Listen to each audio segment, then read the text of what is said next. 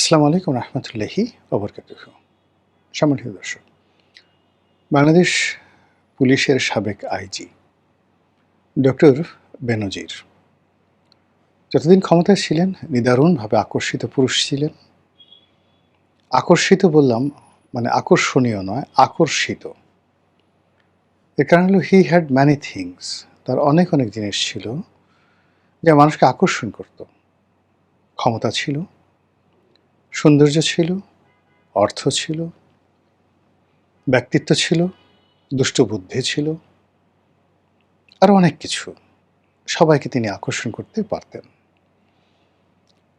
এবং বাংলাদেশ পুলিশের আইজি পদটিকে তিনি যে উচ্চতায় নিয়ে গেছেন, কামনা, বাসনা, চিন্তা, চেতনা, মানে ইটস এ কোয়াইট সেক্সি। মানে এখানে সেক্সি বলতে শুধু মানে ওই যে নারী এবং পুরুষের মধ্যে যে মিলন সেটা নয়। সেক্সি মিন্স আকর্ষণীয়। সেক্সি মিন্স মানে যা দেখলে আপনার পেতে ইচ্ছা করবে, আপনার হতে ইচ্ছা করবে, আপনার খেতে ইচ্ছা করবে, আপনাকে স্পর্শ করতে ইচ্ছা করবে, এনিথিং। তো ডক্টর বেনজির আইজির চেয়ারে বসে সে চেয়ারটিকে, তার টেবিলটিকে, তার অফিসটিকে, তার অফিসের ভেতরে একটা বসার রুম আছে, একটা শোয়ার রুম আছে, সব মিলিয়ে পুরো মহলটিকে যেভাবে একটা বালাখানায় রূপান্তরিত করেছিলেন। তিনি রাস্তাতে যেভাবে যেতেন, প্রধানমন্ত্রীর মতো প্রায় প্রোটোকল তিনি পেতেন এবং পুলিশের ভিতরে তার স্ত্রীকে বলা হতো the first lady, the first lady. তো এইরকম একজন মহামানব যাকে পুলিশ আদর করে ডাকতেন প্রমেথিউস, দ্য প্রমেথিউস অফ পুলিশ। তিনি যেদিন পুলিশ থেকে অবসর নিলেন, তাকে যেভাবে রিসিপশন দেওয়া হলো, ইটস এ গ্র্যান্ড রিসিপশন। বাংলাদেশে এরকম মানে কাউকে কখনো এরকম রিসেপশন দেওয়া হয়নি, বিদায় বেলায় এরকম রিসেপশন। এবং তাকে এমনভাবে বিদায় জানানো হলো পুলিশ থেকে, মনে হলো যে তিনি এক সপ্তাহের মধ্যে স্বরাষ্ট্রমন্ত্রী হয়ে ফিরে আসছেন। এবং ওই সময়টিতে আমি একটা ভিডিও বানাচ্ছিলাম যে আমাদের স্বরাষ্ট্রমন্ত্রী যখন ছিলেন তখন আসাদুজ্জামান খান কামাল। তো কামাল সাহেব নরম সরম মানুষ, হয়তো স্বরাষ্ট্র উপদেষ্টা রূপে বেনজির সাহেবকে যদি শেখ হাসিনা নিয়োগ দেন তাহলে তার অবস্থান হবে কামাল সাহেবের ঊর্ধ্বে।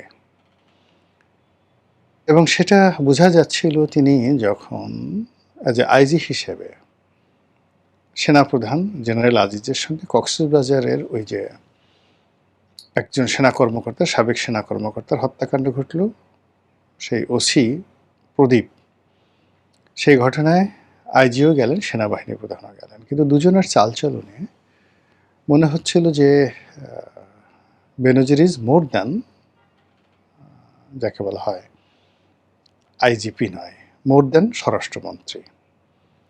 এবং বাংলাদেশের সেনাপ্রধান যে পদটি, এটি উপমন্ত্রীর পদমর্যাদা সম্পন্ন। মানে সচিবালয়ের ক্যাবিনেট সেক্রেটারি বলেন, যা বলেন, তাদের মানে সবার চেয়ে ঊর্ধ্বে। সম্ভবত ক্যাবিনেট সেক্রেটারির পর্যায়ের আর কি পদ হলো সেনাপ্রধান। তো সেক্ষেত্রে IG senior secretary, senior secretary কিন্তু আমাদের ক্যাবিনেট সচিব বা প্রধানমন্ত্রীর মুখ্য সচিব তাদের সাথে জুনিয়র থাকেন। তো এরকম একটা পদে থেকে যখন তিনি সেনা প্রধানকে ডমিনেট করেন, আর সেনাপ্রধানের লোক এমন একটা ব্যাপার যে সেনাবাহিনীতে ধরেন একজন মেজর, তার যে ডাটফাট, সেই ডাটফাট সে 4-5টা এসপি সে পকেটে নিয়ে ঘুরে। এখন সেই এসপির চাইতেও একজন মেজর নিজেকে বড় মনে করেন, আর এটা তারা দেখান, মানে ফুটফাট দেখান। তো সেখানে সেনাপ্রধান যেখানে প্রধানমন্ত্রীকে পাত্তা দিতে চান না, মন্ত্রী এমপিদেরকে তো তারা অনেকটা শিশু, আবাল মনে করেন। দেখেছি বিভিন্ন সময়টিতে, এখন হয় কিনা বলতে পারবো না। তো সেই জায়গাতে একজন আইজিপিকে যেভাবে জেনারেল আজিজ তোয়াজ তদবির করছেন, এটা দেখে পুলিশের যে কোনো লোকেরই আগ্রহ জাগবে যে ইস, একটি দিনের জন্য আমি যদি বেনজির হতে পারতাম। যা হোক, সে উনি গেলেন। আমরা হয়তো ধরে নিয়েছিলাম অন্য যে আইজিগুলো আছেন তাদের মধ্যে তিনি সামান্য কিছু দুর্নীতি করেছেন। চেহারা সুন্দর হলে তাদের সাথে অনেক মেয়েদের ভালো বান্ধবী থাকে, বন্ধু থাকে, মেয়েরা পঙ্গপালের মতো এরকম আকর্ষণীয় পুরুষদের কাছে আসে, হয়তো তিনি তদ্রূপী। কিন্তু ধীরে ধীরে তার সম্পর্কে যে জিনিসগুলো বের হতে থাকলো, বিশেষ করে কালের কণ্ঠে যে নিউজটা ছাপা হলো, এতে করে আমরা দেখলাম যে তিনি করেন না এমন কোনো কাজ নেই। গরু চোরাচালানি থেকে শুরু করে সাদিক অ্যাগ্রো, হোটেল ব্যবসা, সেই হোটেল, সেই কি বলবো, কক্সবাজারের যে সেই বিশাল ৫ তারকা হোটেল রামাদা, সেই হোটেলের মালিকানা থেকে শুরু করে তার নিজের গ্রামে ৩০০ বিঘা না ৩০০ একর জায়গার উপরে তার মেয়ের নামে সেই বিশাল রিসোর্ট, তার সময় কাটানোর জন্য নারায়ণগঞ্জের সেই বিশাল বাংলো বাড়ি, ঢাকাতে রাজকীয় ফ্ল্যাট, সেই ফ্ল্যাটে মানে তার কোট প্যান্ট টাই, এর যে কী অবস্থা, এই জিনিসগুলো যা বের হলো মানে দুদকের ফাইলে, তারপর যাকে বলা হয় সেই কালের কণ্ঠে রিপোর্টে, তাকে হজম করা, ধারণ করা শেখ হাসিনার পক্ষে আসলে ওই মুহূর্তে অসম্ভব হয়ে পড়ে। পরিস্থিতি এমন হয়ে গেল যে তিনি শেখ হাসিনার জমানাতে গ্রেপ্তার হওয়ার মতো অবস্থায় পড়ে গেলেন। ঠিক সেই সময়টাতে কেন, কিভাবে, কার নেতৃত্বে, কার মদতে তিনি বুক ফুলিয়ে এয়ারপোর্ট দিয়ে চলে গেলেন, উই ডোন্ট নো। এরপর থেকে আমরা কিছুদিন চিৎকার চেঁচামেচি করলাম, তাকে নিয়ে ভিডিও বানালাম, এরপর আমরা সবাই ভুলে গেছি হোয়াট হ্যাপেন্ড। কিন্তু এর মধ্যে যে ঘটনাগুলো ঘটে গেছে, সেই ঘটনাগুলো হলো যে তিনি বিদেশে গিয়ে স্টপ থাকেননি।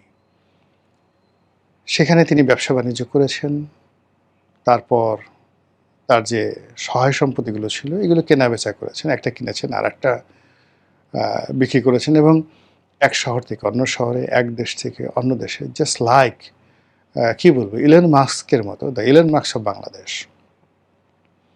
তো ইলন মাস্কের মতো তিনি ওভাবে কখনো ইস্তাম্বুলে, কখনো ব্যাংককে, কখনো সিঙ্গাপুরে, কখনো সৌদি আরবে, কখনো দুবাইতে, কখনো পর্তুগালে, আরও কত দেশ রাজার হালে তিনি ঘুরছিলেন আর ক্রমশ শক্তি সঞ্চয় করছিলেন। বাংলাদেশে তার যারা লোকজন আছে তারা তার পক্ষে যারা চাঁদা কালেকশন করতেন, ঘুষ কালেকশন করতেন, সম্পত্তি মেনটেন করতেন, তো এদেরকে নিয়েও নানা রকম কথাবার্তা হচ্ছিল। এই কারণে এরা এই ইউনূস জমানাতে বেশ শক্তিশালী হয়ে পড়েছিল। আমি ব্যক্তিগতভাবে দেখেছিলাম যে রামাদা হোটেলের মালিকানা নিয়ে বেশ কয়েকজন, মানে দুজন, মানে বেনজিরের বাইরে আরও দুজন লোক আছে। এই যে এখন যে জসিমের কথা বলা হচ্ছে, জসিম হলো উপজেলা চেয়ারম্যান ছিল, সেই চন্দনাইশের উপজেলা চেয়ারম্যান, এইবার সে নাকি এমপি হয়েছে, আমি জানতাম না। তো এর সাথে আবার আন্ডার রফিক, এই যে বসুন্ধরা গ্রুপের সাথে যা গণ্ডগোল হলো, আন্ডার রফিক, তো আন্ডার রফিক এবং জসিম এরা সবাই বেনজিরের আপনজন, ক্যাশিয়ার বা বন্ধু, পার্টনার। ওই যে মানে দুবাইতে আর এক যুবক আছেন আরাফ, তাকেও বলা হয় সেই বেনজিরের পার্টনার। তো এই সে একটা বিরাট সাম্রাজ্য গড়ে তুলেছিল। সেই সাম্রাজ্যে কী না ছিল, সব কিছু ছিল, আপনি এই লোকগুলো দেখলেই বুঝতে পারবেন। তো সেখানে কক্সবাজারে সেই রামাদা হোটেলের মালিকানা নিয়ে বেশ তার অবর্তমানে আন্ডার রফিকের মধ্যে, জসিমের মধ্যে বেশ দ্বন্দ্ব সংঘাত শুরু হলো। বেনজির কোন পক্ষে ছিলেন জানি না, কিন্তু শেষ পর্যন্ত জসিম সেখানে জয়লাভ করলো। এ কারণ হলো কক্সবাজারে যারা, এই যে এখন সদরের এমপি কাজল আছেন, অন্যান্য যারা আছেন ওখানকার নেতৃবৃন্দ, তারা জসিমকে সাপোর্ট করলো। তো এর ফলে রামাদা হোটেল তার টিকে গেল, এবং জসিম যেহেতু স্মার্ট লোক, বেনজিরের মতো লোকের সে ক্যাশিয়ার ছিলেন বলে অভিযোগ করা হচ্ছে, এবং সেখান থেকে সে পুরো এমপি হয়ে গেছে এখন। তো সে তো যেন তেন জিনিস নয়, অত্যন্ত কঠিন মানুষ, অত্যন্ত ডিপ্লোম্যাটিক এবং মোর স্মার্টার দেন মিস্টার বেনজির। আর এখন যেহেতু সে সংসদ সদস্য হয়ে গেছে, সরাসরি তার সঙ্গে প্রধানমন্ত্রীর দেখা হয়, স্বরাষ্ট্রমন্ত্রীর দেখা হয়, আর স্বরাষ্ট্রমন্ত্রী কক্সবাজারের লোক। কক্সবাজারের সবচেয়ে লাক্সারি যে হোটেলটি, সেই হোটেলের মালিক জসিম, জসিমের সঙ্গে তার সম্পর্ক স্বাভাবিক থাকবে। তো সেই কারণে সবাই বলা বলি করছে যে মিস্টার জসিম, যাকে বলা হতো বেনজিরের ক্যাশিয়ার, তিনি বেনজিরকে ধরিয়ে দিয়েছেন দুবাই পুলিশের হাতে। তাকে ডেকে নিয়েছেন, দুবাইতে গেছেন, ঘনিষ্ঠ বন্ধু, সম্পর্ক ভালো। তো তাদের সাথে ব্যবসা বাণিজ্য তো বললাম যে এমনি এমনি আছে। তো এই কারণে তাকে ধরিয়ে দেওয়া হয়েছে। তো এখন সেই যে তাকে ধরিয়ে দেওয়া হলো, এর সঙ্গে জসিমের কী লাভ আছে, স্বরাষ্ট্রমন্ত্রী বাণিজ্য, মানে স্বরাষ্ট্রমন্ত্রী কী লাভ আছে, বিএনপি সরকারের কী লাভ আছে, কিংবা প্রধানমন্ত্রীর কী লাভ আছে, এটা উই ডোন্ট নো। কিন্তু বেনজির ওখানে গ্রেপ্তার হয়েছে, এটা বাংলাদেশের পুলিশে অনেকের পিলে চমকে গেছে। এটা কী করে সম্ভব? বিকজ তারা তো ডেইলি খোঁজখবর রাখছিল।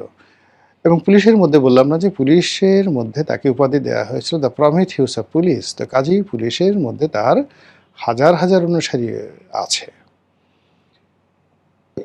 তো সেই অনুসারী আছেন, অনেকে ভুল পাল্টে গেছেন, অনেকে বিএনপির হয়ে গেছেন, এবং তার যারা কোর্সমেট আছে, ব্যাচমেট আছে, তারা অনেকেই এখন প্রধানমন্ত্রী তারেক রহমানের খুবই ঘনিষ্ঠজন।